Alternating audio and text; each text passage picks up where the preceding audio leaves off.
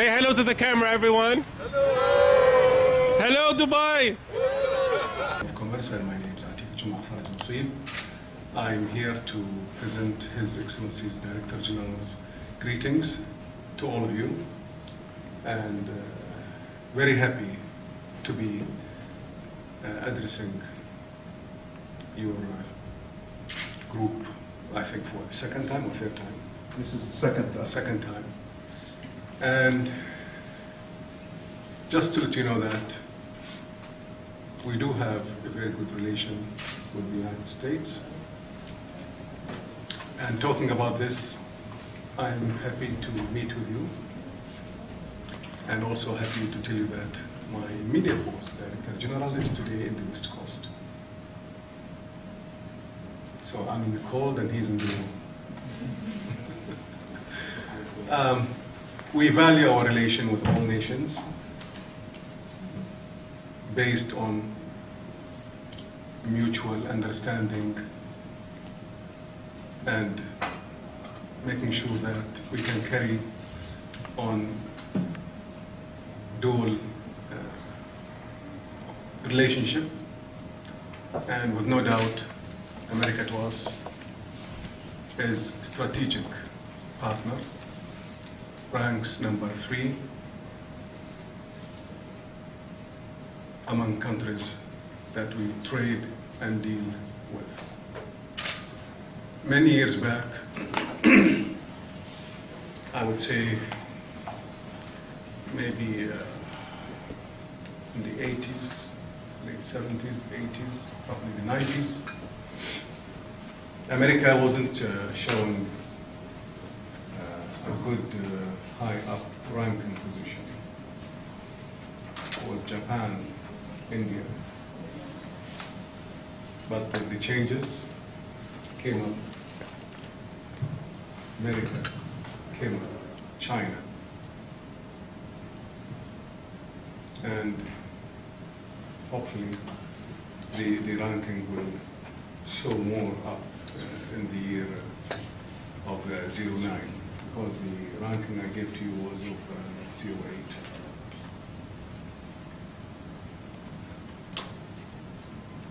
In Dubai, a place where it is open to more than 160 or 80 nationalities, there is no doubt that the need of trade becomes important for those when they have been here. You could go into any mall, any store, or any supermarket, large one of course, and you would always find your needs out there. If the Mediterranean cannot supply us with the grapes, South Africa. If South Africa cannot, Chile would. You know, sometimes weather does not permit the growth of growing of certain items. And that's why we wanted to continue fostering our relations with other nations. We trade, buy, and sell. We buy and send over to other countries. In other words, you are in a re-exporting hub. This re-export center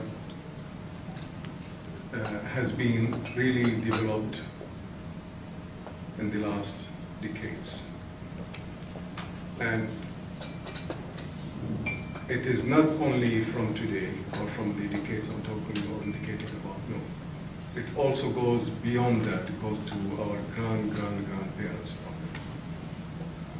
Dubai used always to be center of importing things and sending them over. In the old days, we traded in spice from East Africa, we traded with timber from India, we traded clothing from also India, and we bring them to Dubai, and from Dubai they will go to various countries. Trading in pearls also, and it goes to other countries. And then the same thing will happen with also our neighboring countries, of course, with Saudi, with Iraq and Basra especially, where the date will come, dates, sweet things, and we'll send them over to India, to other countries. So by nature, we'll always be traders. Today, I will share with you more of these thoughts, but I'd like also to spare lots of my time to answer any questions, thoughts that you might have. Also we'll share with you a small presentation that talks about the chamber, I think. Yeah? Talk about the chamber. It's about Dubai and also the chamber. Okay. Better be about the chamber, or be paid by the chamber. Before I go any further, let me ask Dr. Hassan if he wants to say a few words, and we'll carry on from there. Thank you very much. Shukran, Mr. Atiq Jumha. We would like to thank you very much for hosting us, and please extend our high regards to His Excellency, the Secretary General. Yes, this is our second time to visit the Dubai Chamber of Commerce, but this is our third time to visit Dubai, and every time we become even more reinvigorated to this value of this wonderful exchange that we have developed, because you are absolutely right. It really takes the two nations in this dialogue to continue and definitely trade bridges nations together and commerce. With that, we have assembled a group of our MBAs. They represent our professional MBA program, our accelerated MBA program, and our full-time MBA program, as we have different MBA flavors, if you will. And they come from different industries, and they are coming here with a very major passion here in learning about Dubai as a gateway to the Gulf region, and if I'm not exaggerating, even as a gateway to the Middle East, in learning about the Arab culture, and also in learning about best practices in business and marketing strategies. In organizing this program, we have committed to have the immersion experience here become an exposure to commerce and best practices in the UAE.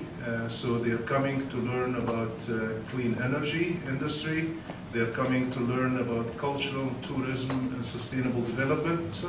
They are coming to learn about technology and what's the latest technology applications in different sectors here in the UAE. And they are coming in to learn about the media and the power of media and the internet, and also transportation, tourism, and we have best practices from Media City to Emirates Airlines to also some of the multinationals that are operating in the UAE, like Schneider Electric and others. So they are really coming with a very strong desire to learn about best practices in commerce and international trade. And I also would like to introduce my counterpart here, my colleague, Professor Robert Dyer, is with us in this program for the third time as well. And we have been to Dubai and UAE numerous times, the two of us, and every time we come here, we value this wonderful place, and we value our friendship with the UAE people. And you're right, not just the UAE people, but also people from around the world, because really this is a melting pot, a modern times melting pot, if you will. And thank you for hosting us once, and for your staff for dedicating the time to organize this visit. Emirates flies from New York, and we are based in Washington, D.C., so most of us flew on a direct flight from DC to Dubai, and that's operated by United. So you didn't get to see. Hopefully Jamal Al Emirates will Sharif. be persuaded to fly out of DC soon. Yeah, we'll see. Hopefully. But we have a major visit to Emirates Airlines part of our. We have a major project that Yeah. we are doing with Emirates Airlines. Okay, so yeah, it's a beautiful terminal, so hopefully we'll get to see it.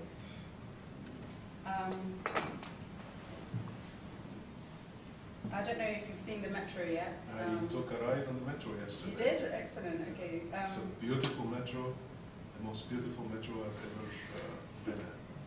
Excellent. Glad you enjoyed your ride. And it's actually, the amount of passengers that they had was enormous. They opened on the 9th of the 9th of the 9th. So, you know, that was a kind of historic moment for Dubai and 9/9. memorable. 9/9. 999. Yes. And they had actually 97,000 passengers up to the 22nd of September alone.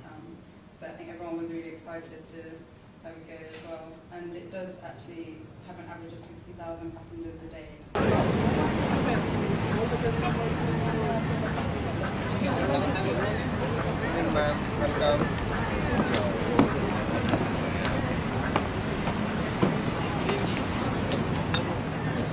I'll tell you, I've never been here as a business student, somebody really observing the business environment, and, you know, meeting business people.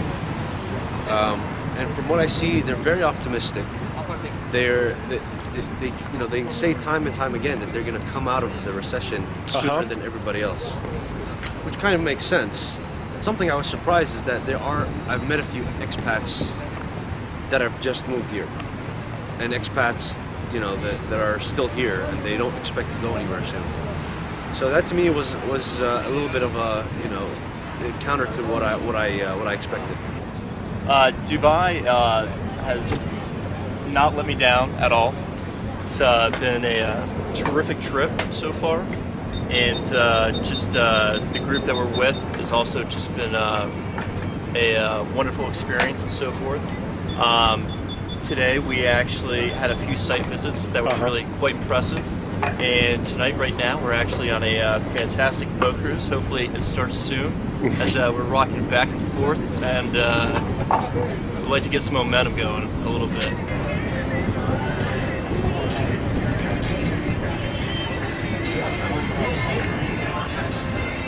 You know, I was expecting to see what I pretty much saw already. It's obviously a very, very modern, actually futuristic city. Everybody here speaks English. Everybody's very international. And you can do whatever you want in Dubai as you can do in the rest of the world. There's nothing missing here that you don't have at home. I think that this is just the beginning of a story that's going to be mimicked around the rest of the world. I think Dubai is definitely a success story. And as far as job opportunities, career opportunities, this is going to be a very huge center just because of its geographic location and the motivation of its leaders to improve the infrastructure as well as improve the reputation of their own people and make sure that not only do they succeed, but their neighbors succeed, just everyone succeeds. And that's going to ensure the stability as well as growth for a very long time in the city. Now we are on a boat with our dinner cruise, looking at the wonderful scenery around, so it's very nice. We had a great dinner, lots of great desserts. So. We started the day going to the Chamber of Commerce and then went to the DIFC, and that was just really impressive. The financial institution area was amazing, gorgeous. The buildings are all beautiful. Well, I was just thinking about the personal diary. So this is our first day in Dubai, and Dr. Dyer has wanted us to take something from our experience and make it personal. And so I've been trying to think, well, what would I do?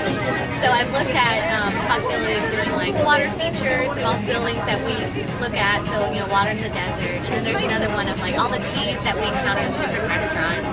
There was one today that was like lemongrass, like crushed lemongrass with honey. So that sounds good. And then the other thing was like lobby art. So it's like modern Arabic art. That was pretty cool. So I'm still deciding now what I want to do. So I'll let you know at the end. Great. Liz, you're the one who wanted to dance on the Macarena. Do you want to show us a move? I haven't danced the Macarena in a few years. I'm a little rusty. Anything you would like to say about Dubai? Well, just, to kind of go off what Lena said is, we have this assignment. It's so interesting because we've only been here a day, but there's so many different things to see and so many ideas sort of coming at us. And it's just so apparent what an international city this is, from the cuisines that we eat to the people that we've met and all the things that we've seen. So it's just really sort of sensory overload almost being here. It's really fabulous, but yeah. I don't need those things.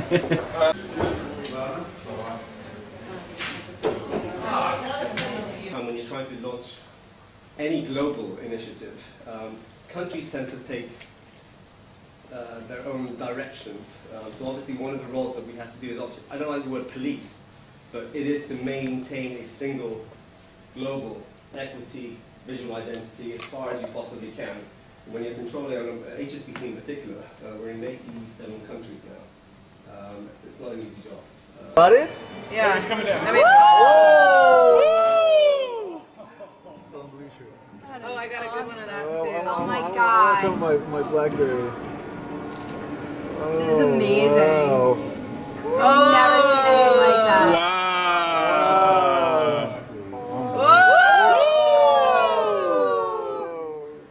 This looks like a really skinny Christmas tree.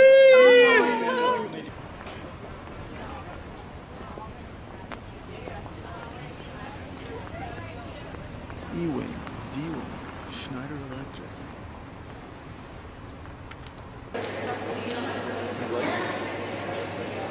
He claims he does. Yeah. So Schneider today. Schneider, in terms of vision, sees itself today as a global specialist in energy management. This is very different from, I would say, Schneider in the past. It was primarily a product-oriented company selling products in the electrical distribution industry. Today, to become a specialist in energy management, it's much more a service-oriented company. And we'll show you a little bit how that works today. Just to give you a brief overview of Schneider, it's around 18.3 billion euro sales in 2008. Dubai, one of the most significant international hubs of the 21st century. A place where culture coexists with cutting-edge technology.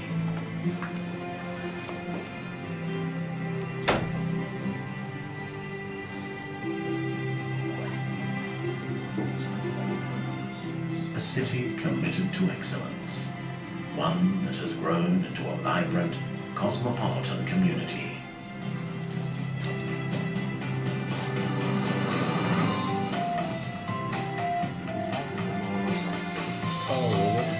Here's where you'll find an oasis of quality.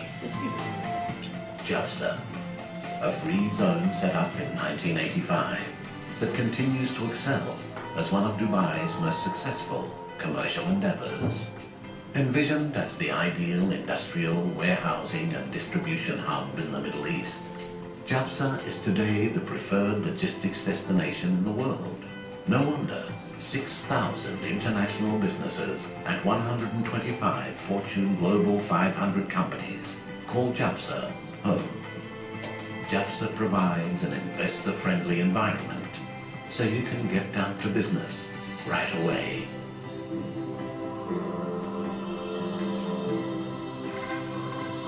To start off with, I just want to ask you to imagine something quite dark. Imagine your eulogy. Right? Imagine your tombstone. Imagine whatever, 30, 40, 50 years from now, you've got your friends standing around your tombstone and hopefully everyone will be crying, miserable because you're no longer around. All right? Just sit and actually think about it. And think about what potentially the person delivering that eulogy, I know it's a very dark note, I apologize. But think about what that person delivering that eulogy might say about you. Think about what your tombstone, might say. So, I want to play a quick game, and I want to play tombstones of famous people. I want to put up a tombstone, and I want you guys to guess who that tombstone could potentially belong to. It could be anyone. It could be fictional, non-fictional, someone from history, someone from mythology, whatever. How about this one? Forever spreading joy and happiness to all. Who could that belong to? Santa Claus. Santa Claus, that's a good one. That's great. Who said Santa Claus? We all did. Okay. Mother Teresa. Walt Disney. Mickey Mouse, Walt Disney. Johnny Carson. Johnny Carson, okay. Anyone else? All right, let's try another one. Who? Peter Griffin. Peter Griffin. How about this one? Forever bringing the guys together. Will Ferrell. I was thinking beer. Okay, cool. Obviously, as you figured out, these tombstones can also sort of fit for a brand. If a brand was assassinated, not the soap bar would be assassinated, but if it was assassinated, this would work for a brand as well, right? This would work for potentially Adidas. Impossible is nothing. If Adidas' tombstone, if you were at Adidas' funeral, it would probably say something very, very similar to that.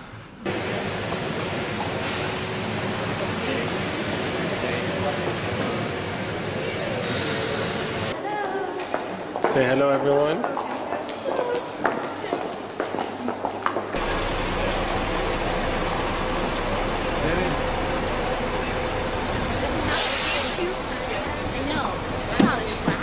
Yeah. Hello, on your way into the bus, guys. Hello. Gwen. Hi, honey. Hello, Diana. Kyle Fisher. Honey. That was good. Let's have it off camera. Let's turn it off.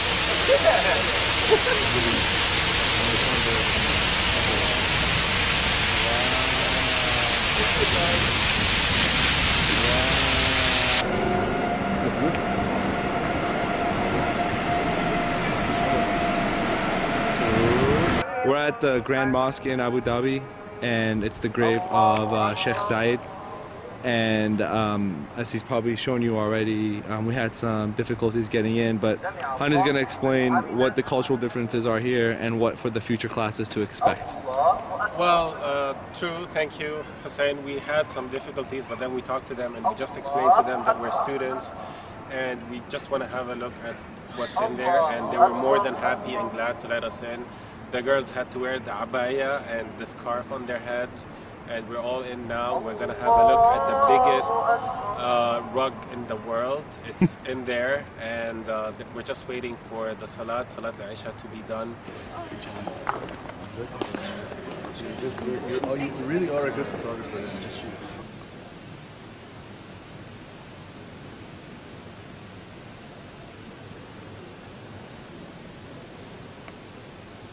This is the back of the bus. This is where it happens.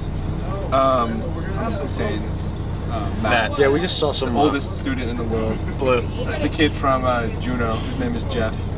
And that's Al Hassan squared, because his name is Al Hassan. And that's Lena over there. We're the finance group, just in case you guys care what we do for a living.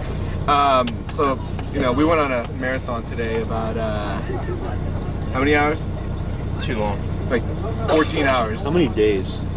On a day's. This is day what? And this is day what? This is day. I forgot to count. What days? You guys think this is what you guys are thinking? Next class, you guys are like, oh, 6 credits. I'm gonna get 6 credits. I'm so happy you're gonna earn those 6 credits. I know, right? It's like Navy SEAL training. It's like buds right now. This is no joke. Sharjah Tatweer, the word Tatweer means development. So we are Sharjah Tatweer Forum, a non-governmental organization, that aims at building and promoting sustainable development within Sharjah and supporting Sharjah competitiveness. Say hello, Kyle. What's up? What's up?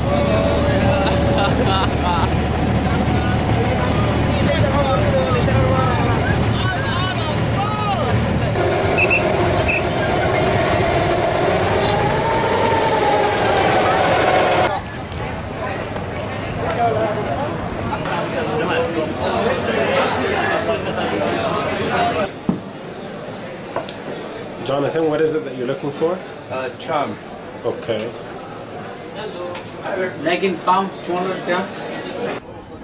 Dubai Creek golf course. And what are you about to do now? We are going to a meeting on an adventure. Go play golf. Kyle, say hello! The name of the club is Dubai Creek Golf and Yacht Club. That's the name of the club. It's not part of your Things logo. like this get... It's not... No, yeah. no. Oh, yeah. Just curious why. Yeah, actually. Yeah. Because, you know, for Dubai Creek, you know, yeah, this is the Dubai Creek, but it doesn't connect the identity of being on the creek with your core activity, which is the golf, you know, and Marina Club. Golf and Marina is Golf and Marina Club. That was done before I joined in marketing. المحطة القادمة هي الجافلية. The next station is الجافلية.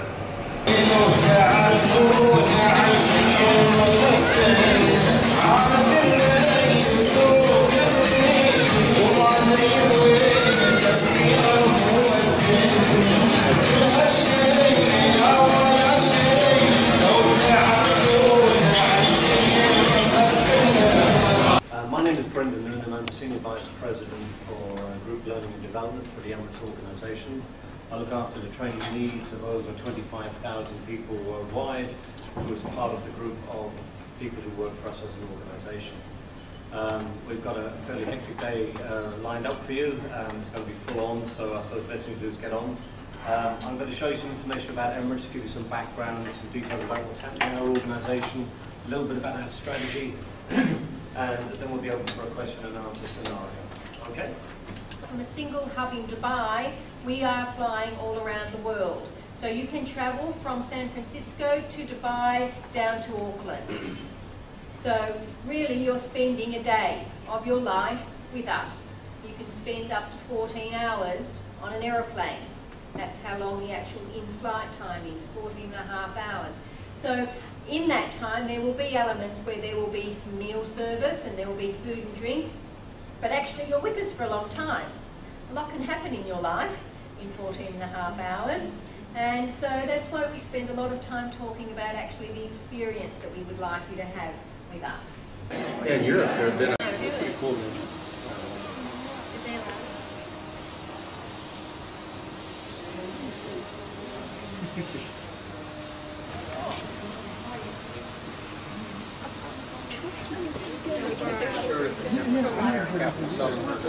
You've got to believe in what you're doing.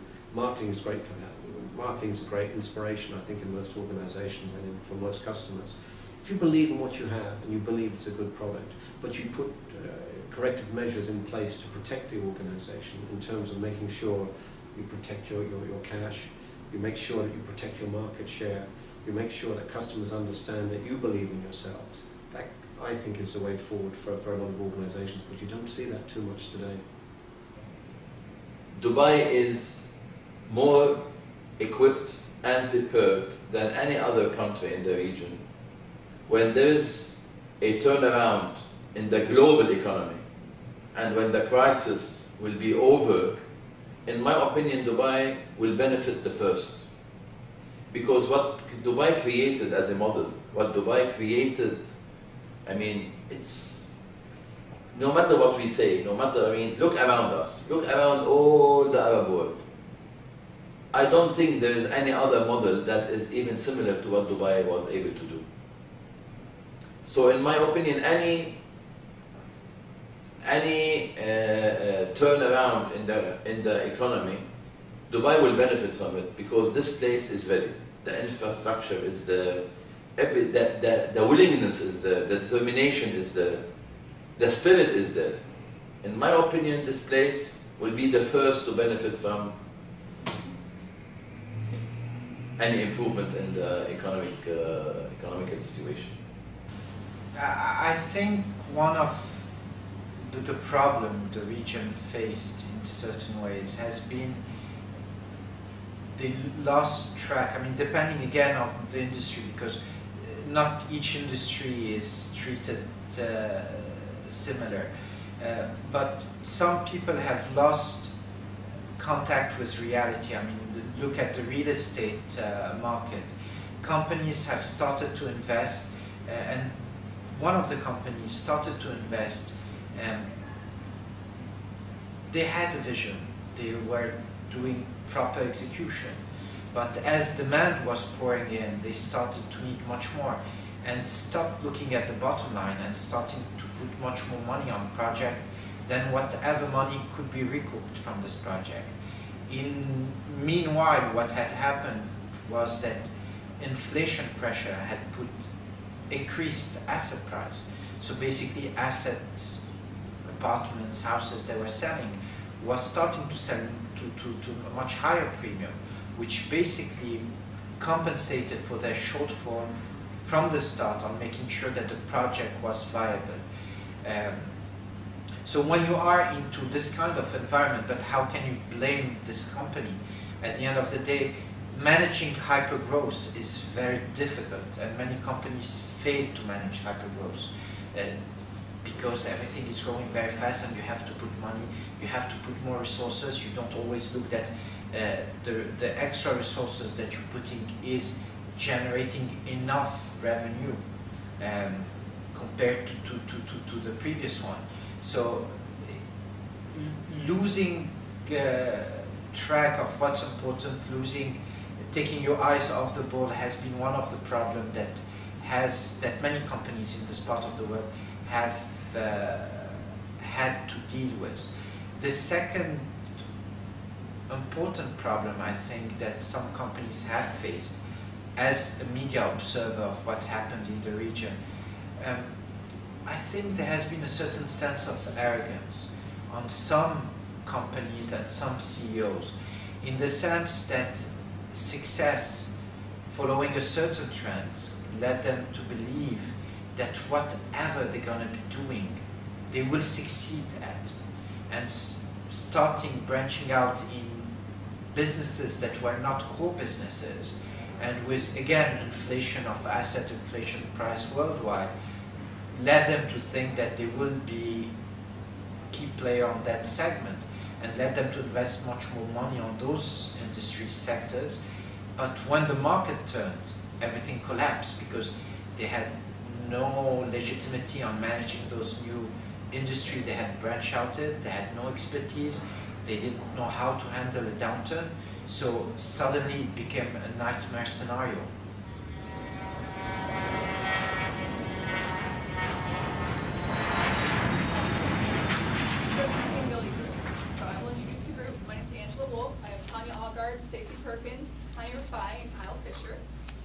Worked along with Schneider Electric Company, the Dubai branch of Schneider Electric Company, for our presentation. So, to show you what we're going to do today, we're going to talk about Schneider Electric, who they are, about the UAE and their energy management, environmental sort of initiatives. Then we're going to talk about solution selling, which was what our consultant wanted us to actually make our case about, and really break it down into the 8 traditional phases of solution selling, and apply metrics and recommendations to each of those phases for our for Schneider Electric, for our consultant, for our client. And then at the end, we're going to go through final recommendations for the client. We gave several recommendations. I'm going to just go through the 5 most important ones. First, have metrics at each and every single step. Second, strengthen your marketing initiatives to emphasize integrated solutions, as Tanya suggested. Third, capture as much as possible of your value chain, as Stacy suggested. And I just said that, build an ongoing and strong relationship with the customer. And finally, follow the best practices. Thanks. We are the Trackstone team, and my name is Kareem Kaisi. This is John Ladwig, Diana Artemis, and Kyle Entz. So what we're going to talk about today, we're going to go over the 5 C's, the strategic situation analysis, to kind of set the stage, go into a brand analysis, do a SWOT, business and marketing objectives, problem statement, get to a marketing strategy, implementation plan, and finally conclude with a solutions expansion specifically towards biometrics per the request of our client. So the 5 C's: context, company, clients, collaborators, and competitors. In the context of the situation, the wireless technology solution industry, in the Middle East, specifically in the GCC, it only experienced a minor setback. There's still room for opportunity and growth. The current industry has small and inexperienced providers, many distributors, vendors, but no real solution providers. There's high demand in the government, security, hospitality, and asset management industry. Excuse me. The company that we highly suggest that Tagstone should follow up with is L1 Energy Solutions. They by far have the best products in the market. As we can point out here are just some of the portable ones that they can use right now with their service solutions. Right now, as you can see, the products are supplied through the Identity Solutions segment. They do a lot of work with the U.S. government, and they already have a huge amount of experience working with not only governments, but also with states and other organizations that they could readily work with Tagstone to kind of piggyback. And with that, we have just a few of the companies that L1 has basically procured over the years to form a really large and functional organization. And with that, we're going to take your questions. As Professor Hassan said, the purpose of this was really to get your perceptions of Dubai before, and then look at how they may have changed after, both on a relative and absolute scale. And Larry and I are going to go through this. We're going to look at the demographics, which is pretty important. It helps frame the survey. And then we're going to go through your travel experiences and give you a description and just your overall feeling of that. We're going to end up with some final commentary. So, you don't need anything in this slide to tell you something that you don't already know. In other words, it's obvious. This is a culturally diverse group, and that's really one of the strengths of this class. You can see there's many pieces of pie, in fact, and nothing that's more than 50%. And that, borrowing from biology, you need 2 eyes to give yourself a field of depth. You need more than one culture to really add depth to your vision of the place. So with this study group, this is very, very important to have such a diverse group. It's really one of the strengths. Also not surprising is it's a younger group, and 72% of you all are single, which is really not surprising because you have to travel, and it's a lot easier to have time. Yeah, it's very important to have time to travel. On a more focused area of diversity, your industries, your business is actually extremely diverse too. The most common was students and consulting, and the consulting, as we all know, can run a gamut of industries too. So you can actually bounce ideas off of other business perspectives as well as cultural perspectives. So this is a very diverse group, and we were very happy that you guys were able to benefit from this great learning environment. Of the people who were traveling, 16 students have never been. Most people had not been to Dubai, but almost half had been to the Middle East, which was interesting. Everybody said they had at least a strong desire to go to Dubai, which was also important because it wasn't a case of, I need 6 credits to graduate, I'll get these real quick. It was I want to go to Dubai, I want to see what it's like. But moving actually into the survey, we asked you to list cities of your interest. Before the trip, if we wouldn't go to Dubai, before the trip, you were saying Cairo, Hong Kong, and Mumbai were your top choices. I would hypothesize that those both represented a portion of Dubai that was unique to you. The Cairo was the most culturally similar to Dubai on the list, and that was your top reason for going there. Hong Kong and Mumbai would be more of a exotic feel that you were looking for. Interestingly enough, the post-trip, Cairo was still number 1 on the list, but London popped up as number 2. That makes me feel that your temporary desire, thirst for exoticness was somewhat quenched. Temporary. So it's fascinating that the second part changed. We ask you to just give us words to describe Dubai, and tabulating them all in your pre-trip, you had words like modern, innovative, and then you also had more lavish words like wealth, extravagant, grandiose. I heard earlier in a presentation, glitz and glam was a phrase used, and that's really these words. In the post-trip free response, those words fell off. It was more of a business person's perspective of a modern, vibrant, futuristic, well-planned city. It really shows that you were thinking about going there, and it was more of a fantasy cloud of wealthy, extravagant, grandiose. And then when you went there, you had actually experienced it. Those words were replaced with vibrant and diverse. I was encouraged to see that 8 people, almost half the people, called the trip, called Dubai the site exciting. So that says good things.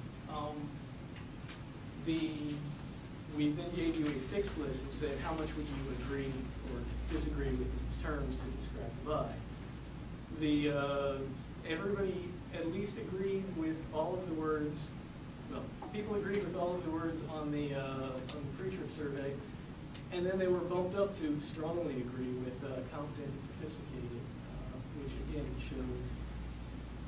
shows a good. I traveled there. This is my feeling. My opinion of Dubai improved, and I think Mary's going to finish off with the rest of it. Yes.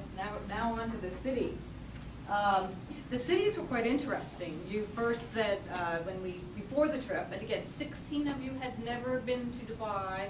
So you said Vegas, and I remember commenting to Dr. Hassan, Vegas? That's like Disney with sin. How could they say, oh, and the tourism team talked about good, clean living. That was just, oh my gosh.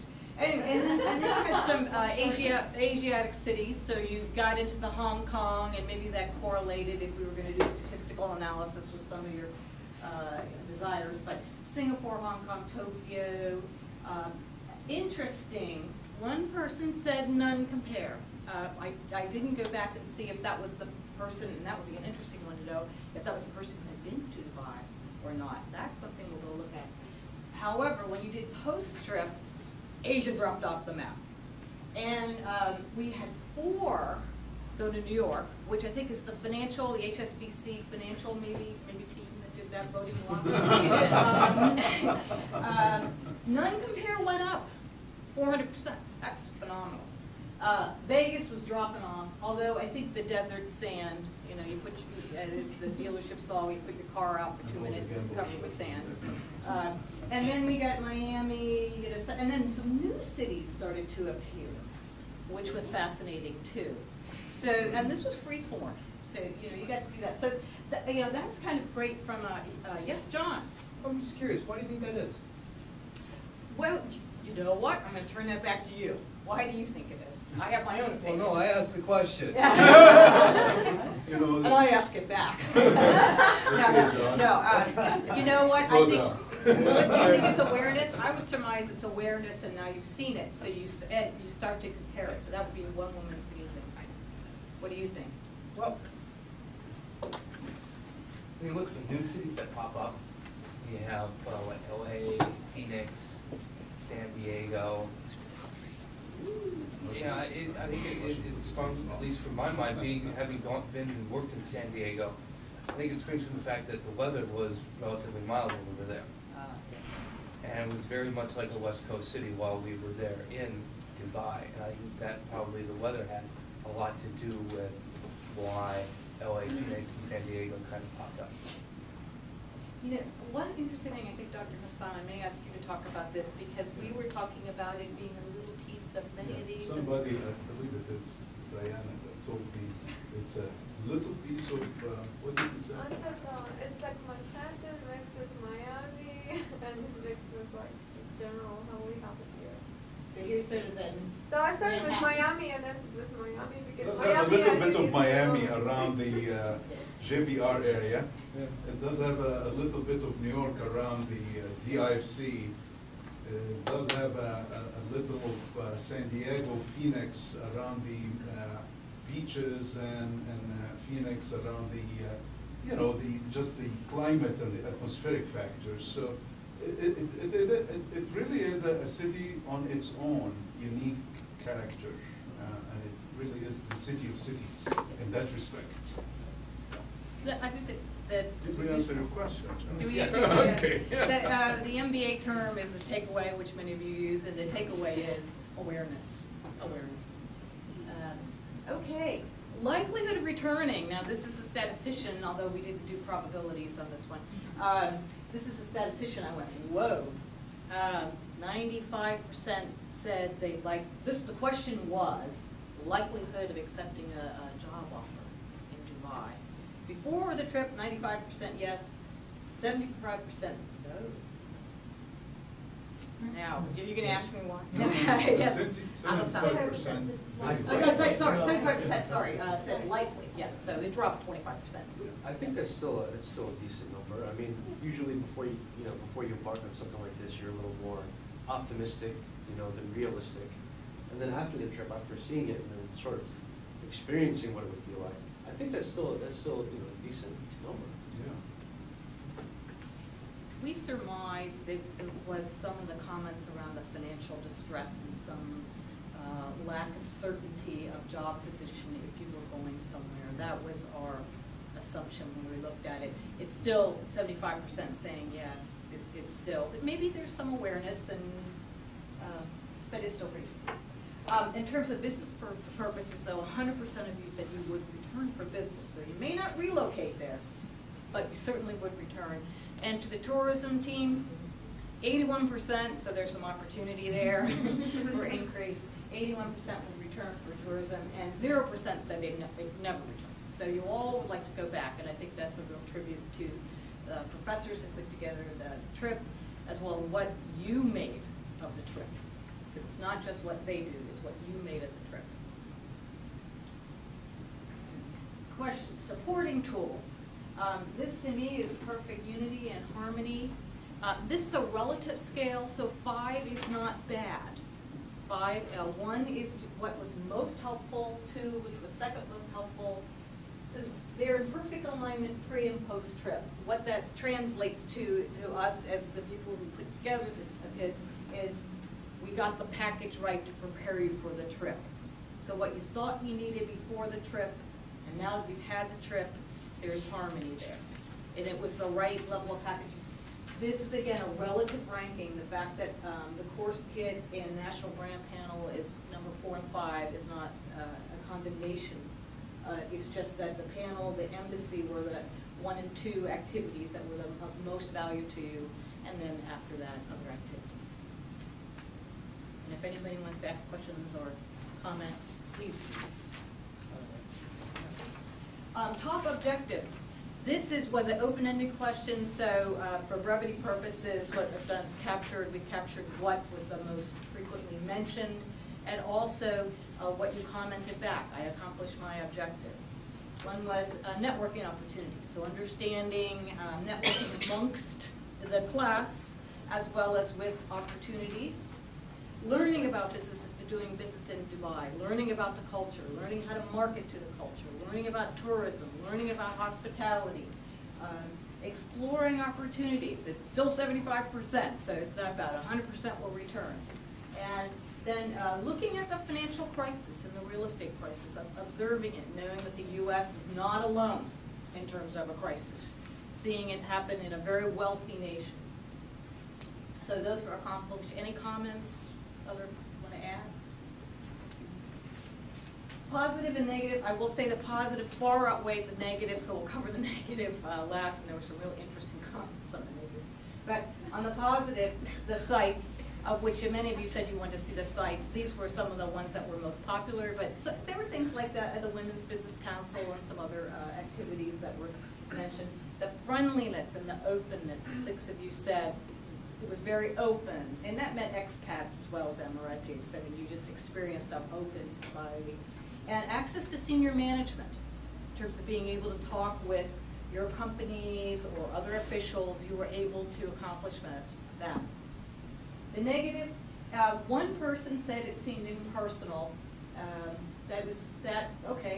It kind of corresponds with the friendliness and openness, so somebody must have had experience.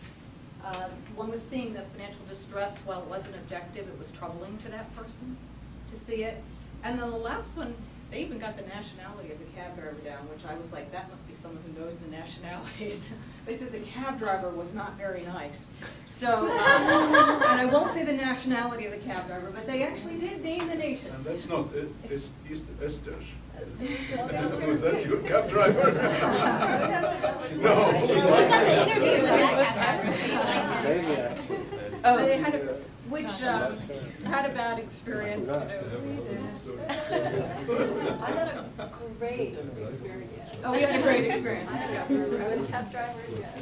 But the fact that the negatives were so few in comment to me is, you're always going to have negatives.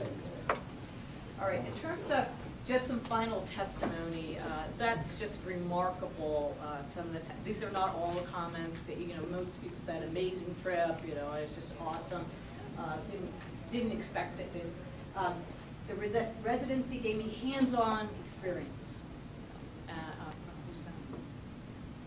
The second comment from Angela, putting together a disparate group, not desperate, disparate group of people and making them all work together. I felt, and I know Andrew, I can speak for Andrew as well, we felt a part of you, and we didn't go on the trip.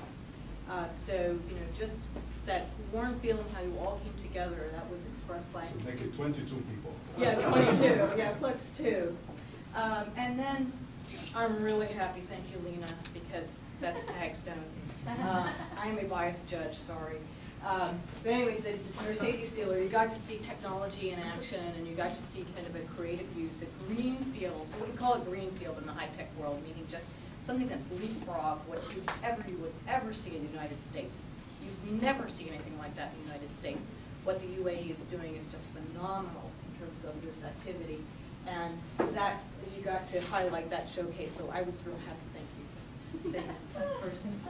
So that is a compendium of your experiences, and I think you all have contributed to improving our program, and we're really happy. And on behalf of Andrew and I, we thank you for taking the survey, the pre and post survey. I know it takes time, so thank you all very much.